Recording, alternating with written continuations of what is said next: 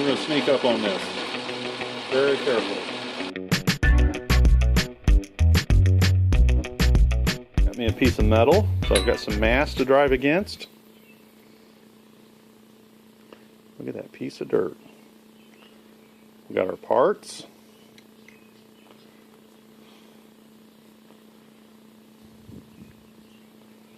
And it looks like we are there.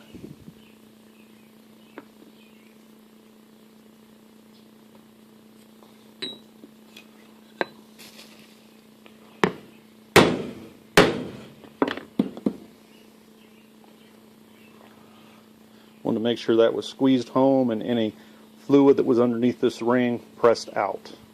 Now this is standing just a little bit proud of here. It doesn't matter for the installation, but if I chuck this up and bore the inside for the bushing, then I'll clean that off too.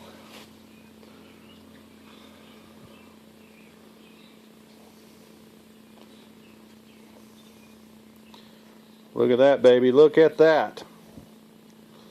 We're getting closer to getting this Logan lathe together and running.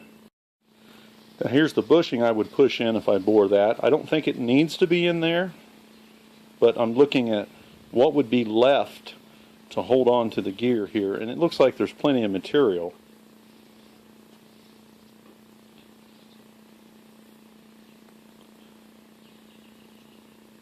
They ran the cast iron as a bearing on the 9-inch lathes. I'm sure it's fine on the 10. I don't know. We'll see how much time I have. Wonder if that's ever been replaced or if that's a 1947 bearing. COMPO, Compo. Looks like it's got a lot of copper in it to me. Well, I've decided to insert the bearing. So I've got to machine away about 0.93 per side to slide this bearing in. Or should I say to press it in. We want a press fit. Now I could just put this together and not gamble. But I want to go ahead and put the bushing in and get it as close to stock as possible. And besides, I'm supposed to know how to do this stuff, so I'm going to do it. So I roughly dialed in the center, then I dialed in the face, and then now I've made some tweaks to the center. And I want to show you what I've got here. So there's 0. There's 0 with the other jaw down. We're about 5/10. There's 1. There's 0. Let's see if I can move that a little bit.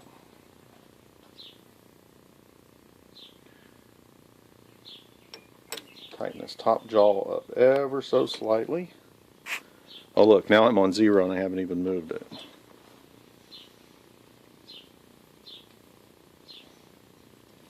Tighten this jaw up.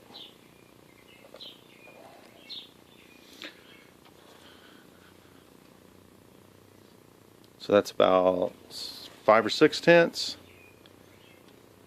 That's sitting at about 5 or 6/10. Sitting at 0. Sitting at minus. So I guess I need to tighten this one slightly. So we're minus 2 or 3, 0, plus 2, 0 or minus 1. So we've got this about as close as I'm going to get it.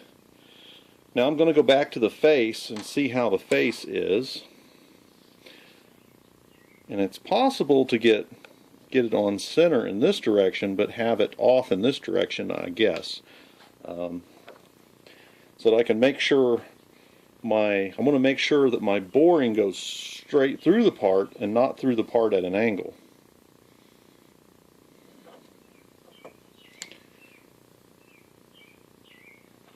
And I've taken some time to reformat my indicator holder here and do a few little modifications which I didn't film.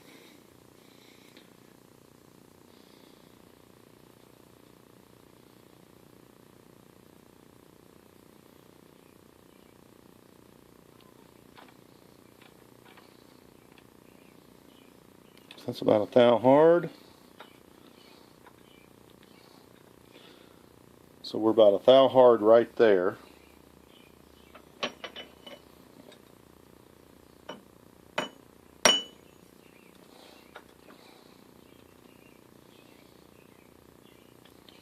Thou hard, almost a thou hard.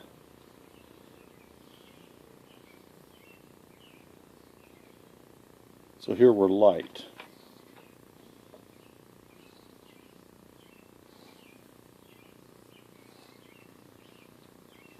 So it's like we need to come out here a little bit. That may have done it.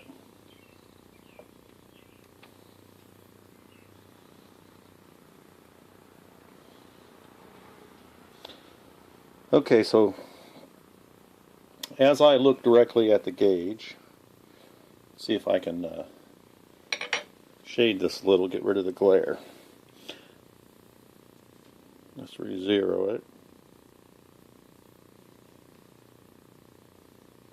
We're sitting at, let's see, I'll get it on 0 from the camera's parallax or perspective. So there's 0. Next jaw, +2/10. Next jaw, 0. Next jaw, -1/10. So that's very, very close. So let's look at the inside again and see if we have maintained our center. So there's about +1/10, -9, -1, -2. So get that on 0, plus,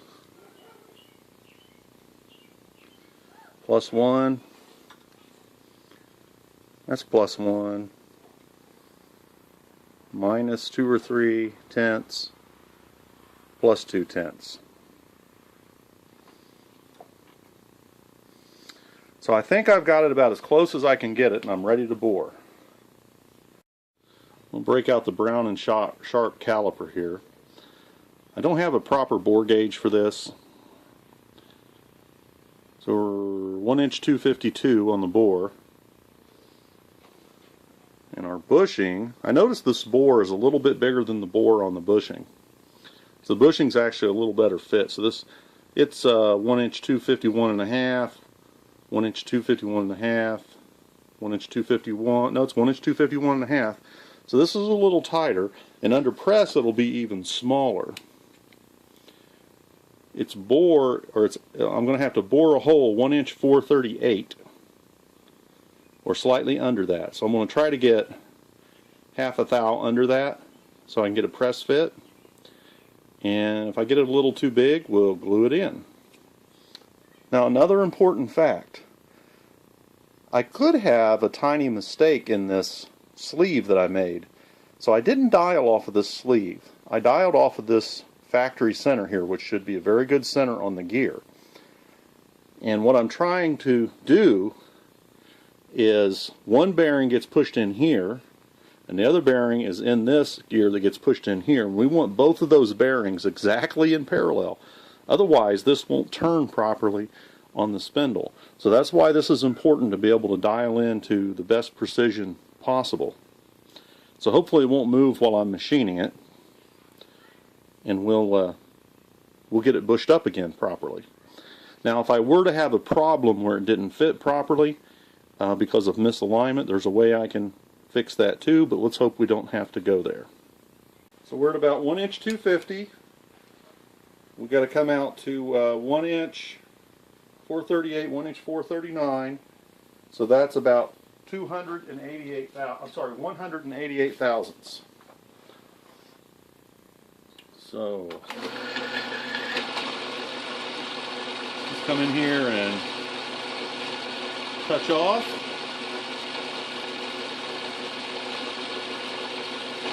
Look how beautiful and true that looks.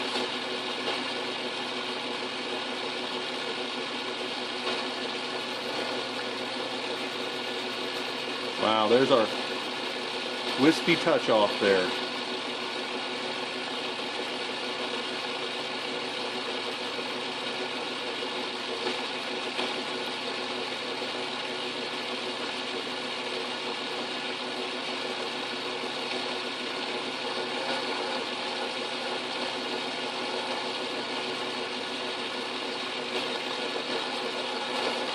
to do the same thing we did when we made the collar. I'm going to take about 20 thousandths out at a pass by moving the dial here about 10 thousandths. And I'm going to have to make about 9 passes. And now that we've started cutting, we're committed.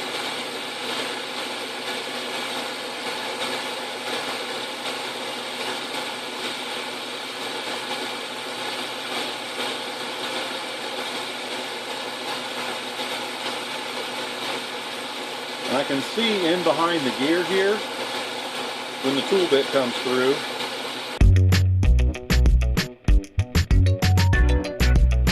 And there it is. I'm going to lightly set my carriage stop. So begins pass number 2.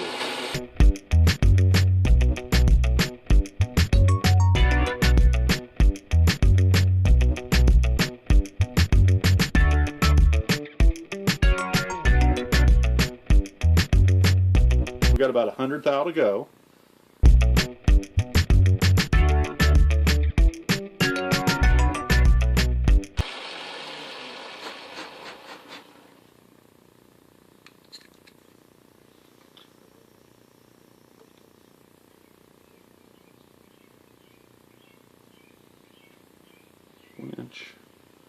One inch 405.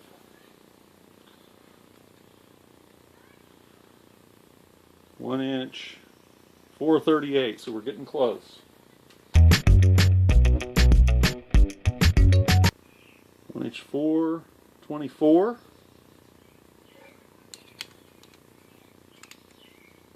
1 inch 438. 1 inch 4. Wow, why is that reading 443?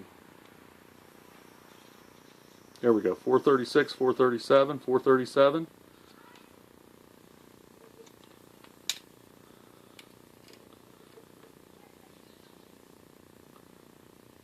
One inch 423.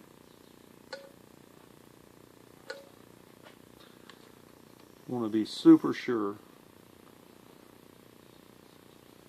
1 inch 423. I want to go to 436. So I got 13 thou more to go. I'm only going to move the tool bit about 3 thou.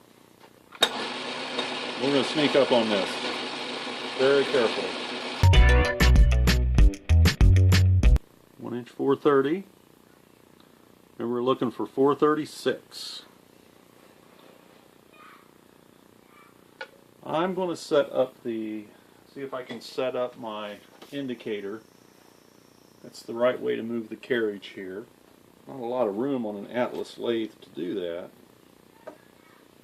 Now remember, we have only 6 thousandths to go. I'm going to try to move the tool just 2 thousandths. Or just a 1 thou. Which will give us, let's see, I got 6 thousandths more to go. I'd like to move it 2.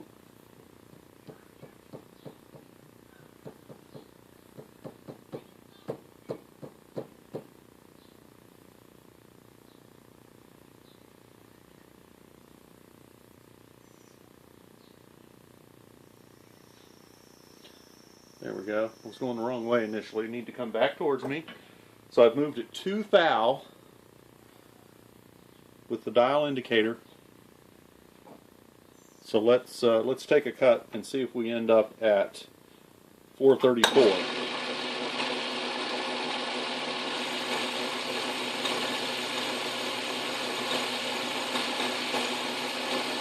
I have a problem here. I'm going to have to move my indicator and reset it up because it's going to hit the chuck. Maybe. Let me see. No, it'll narrowly miss. Just taking a first date kiss out of there. We should be at 1 inch 436. 1 inch 435. Oh, I'm sorry. We should have been at 1 inch 434. We're a little over. We're at 1 inch 435. We'd like to be at 36 or 37. I'm going to take a cut without moving the tool just to see if that, just to see what that gives us. There's a little bit of flexure in every lathe. And that dry cut there, I can see it's taking a little cut. That may be all the doctor ordered. There it is, 1 inch 436 and a half.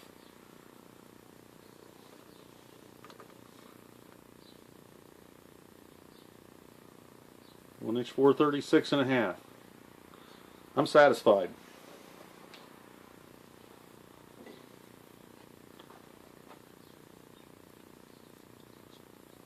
One inch 436 and a half. 1 inch 437, 436 and a half. 436 and a half. I think that's the size. I think I hit it. I think I hit it.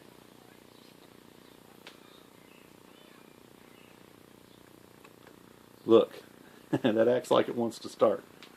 Woo! Well, I'm glad I didn't screw that up. Or at least if I've screwed it up, I don't know it yet.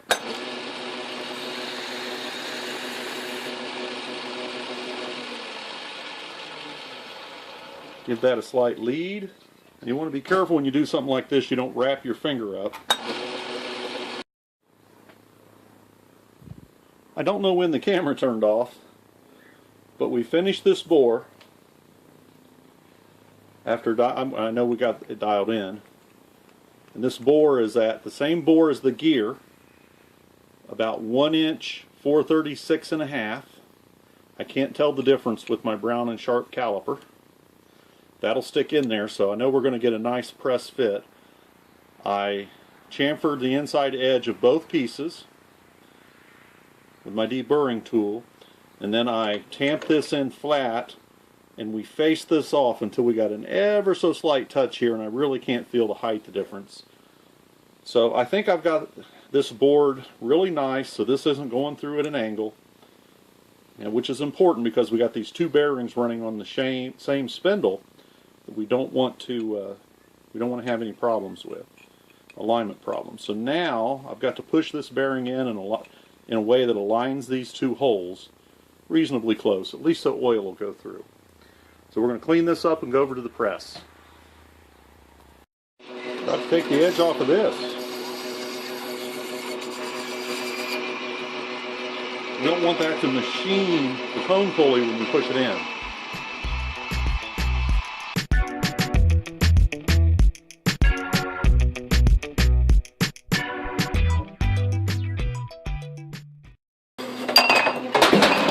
There you go.